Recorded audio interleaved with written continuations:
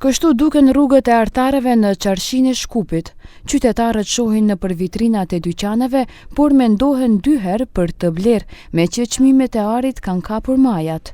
Në tregjet ndërkombëtare, ari është rritur për më shumë se 1% vetëm brenda ditës, duke arritur rekordin prej $4.193 për ons, ndërsa argjenti po ashtu ka shënuar luhatje të forta. Ka arrit një rekord shumë të lartë ari, diku berzas e soqme, është diku 119.000 euro.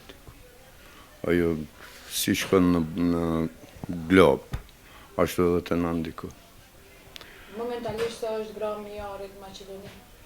Momentalisht i 4 do me thonë diku, që është i vjetër, diku mrinë ofër 70 euro gram. Po në shumë të qytetarë kur është pyetje për nakit që blejnë, ndikon shumë, s'ka shitjet.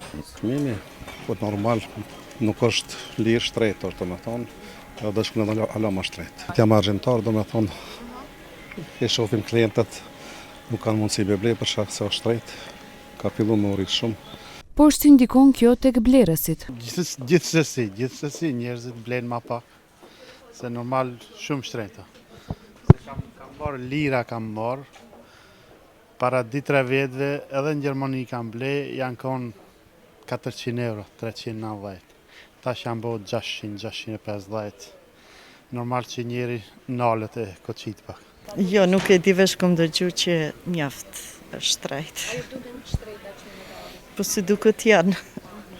Ju bleni ari ose vetëm për raste speciale? Për raste speciale, normal.